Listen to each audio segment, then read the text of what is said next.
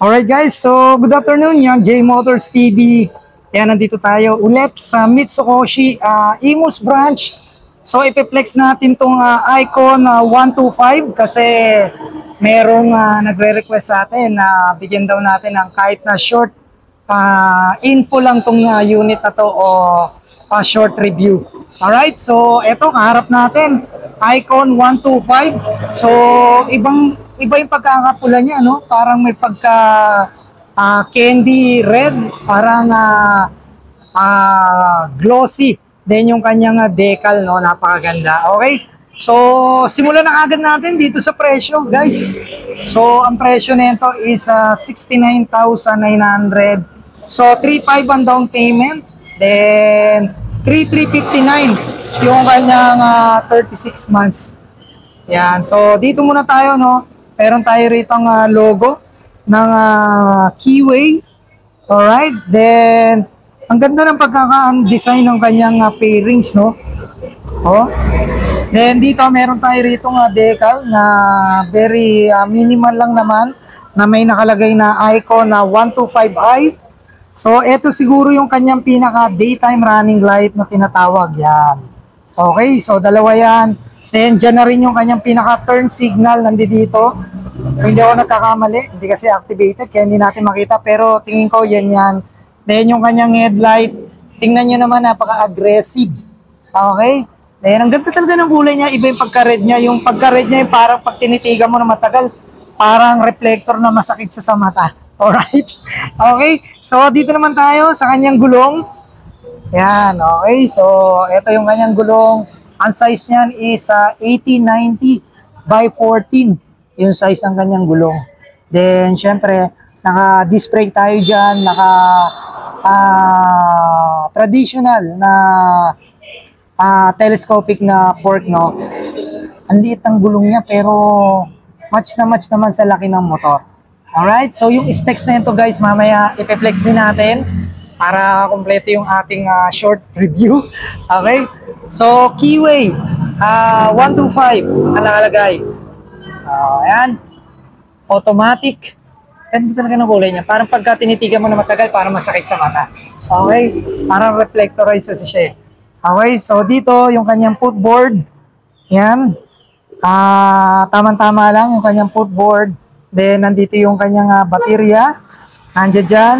Then, meron tayong hook dito. Ayan. So, ipitan lang yan dito. Bagong deliver kasi ito eh. Ipitan lang yan. Then, may pocket tayo rito na lagayan ng mga coins nyo or konting bagay-bagay na maliliit. Then, meron tayo rito charger. Ayan, nandito yung kanyang charging port. Kita ba? Ayan. Alright. Then, syempre, ang magandahan yan, nakakiles na rin tayo dyan, guys. Ayan. Okay, nakakiles na rin tayo. Dito tayo banda para mas maganda. Ayan, so nakakiles na rin tayo dyan. Then may pocket pa. Wala tayong pocket dito na nilagay, no? Left side lang yung kanyang pocket. May logo tayo rito ng Keyway. Then, naka-colored na panel tayo rito. Kung hindi ako nagkakamali, colored yan. Then, meron tayo rito engine kill switch. Dito yung kanyang starter. Basic lang naman yan. So, may hazard siya. Kung hindi ako nagkakamali, hazard yan, guys. Yan. Then, high and low. Then, busina. Okay? So, yung kanyang footboard. So, yung kanyang upuan, sakto lang. Maganda. Okay na okay. Malambot naman. Hindi naman ganun kalaki yan. Tama lang. Then, yung kanyang compartment, yun lang ang kanyang compartment. Medyo maliit siya ng konti. Tama-tama lang talaga sa inyong mga dokumento. Yan. So, nandito pa rin yung kanyang gasolinahan. Yung kanyang lagyanan ng gas nandito pa rin. Then, meron tayong hook dito, dalawa. Sabitan na yung helmet. Okay, so sa tagiliran naman, meron tayong decal na icon. Glossy black ang combination, no? Right? Meron tayong red, white, and black combination. So, naka-aircon tayo, Euro 3 ang nakalagay, no?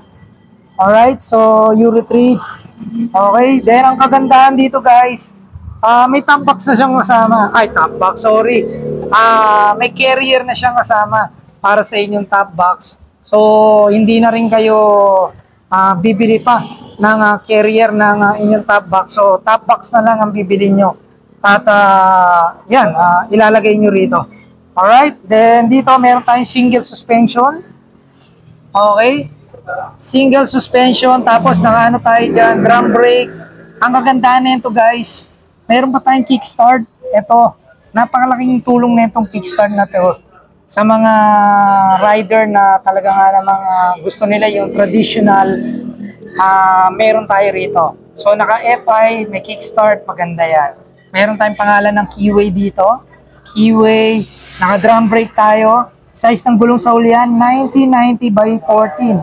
So naka tubeless yan guys. Tapos meron tayo rito anti-talsik. Oo, meron tayo dyan. Yan, para hindi matalsikan yung ilalim ng inyong motor o yung talsik ng putik sa makina. Meron tayong fender dito. Okay, may additional protector kayo dyan. May ilaw yan dito. Ito yung kanyang pinaka ilaw na LED. Kung di ako nagkakamali, LED na rin yan. LED yan. Okay, so dito, check natin kung meron tong size ng kill switch. Tingin ko meron. Yan, alamin natin yan, no? Pero alam ko sa mga scooter ng SYM or Keyway or Euro, yung ibang mga unit nila may size na kill switch na. Okay? So yun guys, yan lang very quick review lang tayo. Kung ano lang yung makikita natin dito. Then, yung kanyang specification. So mamaya ipiplex natin yan. Ang kagandahan lang, eto, napaganda. Meron kayong carrier ng inyong top box. Okay, so yun guys, ang presyo ulit, check natin, 69,900. Then 3,500 down payment, 3,359 para sa 36 months. Okay, so meron pa tong ibang kulay meron pang kulay black and kulay yellow na available tong unit na to. Dito lang yan sa may Mitsukoshi Imus Cavite. So kung gusto niyo makita yung dilaw, eto flex natin yung dilaw. Okay guys, so eto yung dilaw. Ayan, may glossy black tayo dito tsaka itong dilaw. Ayan. Okay, so eto yung pinlex natin yung pula. Okay, naka-air-cooled tayo dyan. Mamaya, ayaano natin yung specification na ito. Okay guys, so para naman sa specification ng motor na to, no, meron tayong single cylinder 4-stroke 2 valve. Meron tong bore and stroke na 53.5 by 55 mm. Meron tong engine displacement na 123.6 cc to be exact. At merong compression ratio na 9.1:1. So meron tayong cooling system na air-cooled. Ang kanyang dimension is 1,905 by 650 by 1,115 mm. So meron tong ground clearance sa 115 mm. May 4.5 liters na tank capacity. Para naman guys sa kanyang curb weight, meron tayong 105 kg. May max power na 7.0 at 7,500 RPM. May max torque na 9.5 Nm at 6,000 RPM. Okay guys, so yan yung kanyang konting specification. Sa naghahanap ng Icon 125 o sa nagre-request ng Icon 125, ito very quick lang naman tong ating review sa motor na to. Alright, so yun guys, kung di pa kayo nakasubscribe, syempre subscribe na kayo. J Motors TV lang yan sa inyong YouTube at Facebook account. Huwag nyo kalimutan nito notification bell para updated kayo sa lahat ng video na ina-upload natin. Okay, so may available pa ritong Falcon, Griffin, Samurai, nandiyan dyan. God bless you all and ride safe. Peace out.